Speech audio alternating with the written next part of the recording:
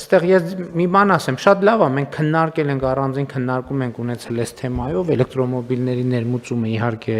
խթանում ենք, բայց հարգելի գործընկերներ, մենք խնդրեմ ունենք։ Ընդհանրապես մեքենաների թվի հետ կապված խնդրեմ ունենք։ Ես երեք անձամբ ականատես եղա, թե ասենք 6:20-ի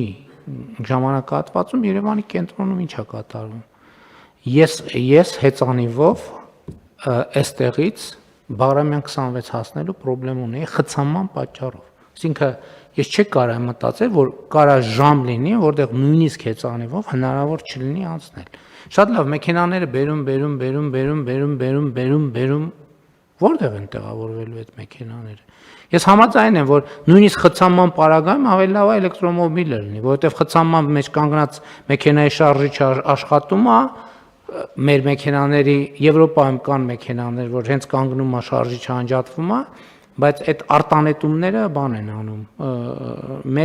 մեր միջավայրը, բայց ստե խնդրեմ կա, պետք է հասկանանք ինչ ենք անում։ Իհարկե ես առավոտյան հանձնարարել եմ, որպեսզի ներքին գործերի նախարարությունը, տարածքային կառավարման եւ ենթակառուցվածքների նախարարությունը, Երևանի քաղաքապետարանը ոչ թե աշխատանքային, ես հանձնարարել եմ, որ ճգնաժամային խումբ ստեղծեն, որովհետեւ ես հասկանում եմ, որ օրվա բոլոր ժամերին չի որ այդպես է, բայց այդ մեծ խնդրեմ է։ Երկրորդը մենք պետք է այլ ընտրանքային տրանսպորտներից իհարկե հանրային տրանսպորտի զարգացման մասին խոսել ենք, կառավարությունն էլ մենք միջոցներ հատկացրեցինք նաև այդ նպատակադրումով, որպեսզի տրոլեյբուսներ ձեռք բերեն Երևանի քաղաքապետարանը, բայց մենք պետք է հասկանանք, որ սենց մենք սխալ տեղ ենք գնում, վստահաբար սխալ տեղ ենք գնում,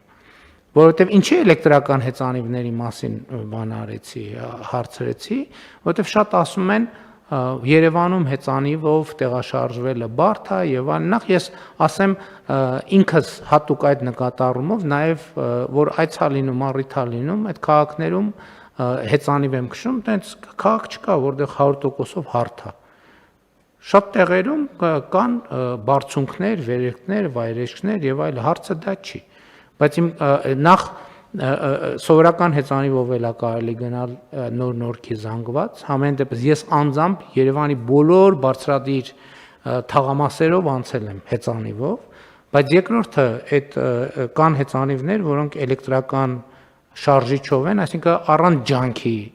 առանց մեծ ջանքի կարելի է բարձրանալ, բայց նույնիսկ եթե ջանքի մասին է, կներեք 1980 ավելի լավ է մի քիչ քրտնել, քան շատ ներվայնանալ, որովհետև այդ խցանումը արդեն բան է, այդ խցանումները արդեն մարդու բանի նյարդային վիճակի վրա ազդում են, հետո այդ մարդը մտնում է սոցիալական ցանցեր, չգիտեմ ինչ, գնում է տուն, հարևանի հետ եւ այլն, այդ բանը, այդ նեգատիվը որևէ ձևով պետքա պարփվի եւ վստահ չեմ, որ բոլորն են տենց բան ձևով հանդարտ ձևով պարփում։ Ես կառաջարկեմ, եթե հեծանիվները չկան, նա էլեկտրական հեծանիվը կա, որովհետև մեր ծրագիրն էլ չի աշխատում իմիջիայլոց, ոնց որ թե ուսանողական ուսանողների համար ընդունած ծրագիրը հեծանիվների, էլ չեմ ասում, որ չի երևում, որ ուսանողները սկսել են հեծանիվով գնալ դասի։ Ու սա խնդրեմ է, ես համոզված եմ դուք ինձնից շատ գիտեք խցանումների մասին, բայց այն ինչ որ ես երեք տեսա, դա սարսափելի է ուղղակի սարսափելի է։ Ու տենց մենք դա բառից բուն իմաստով ճգնաժամ է, չի կարելի տենց թույլ տալ, որ տենց իրավիճակը լինի, ընդհանրապես բոլոր երկրներում էլ լինում են խցանումներ, բայց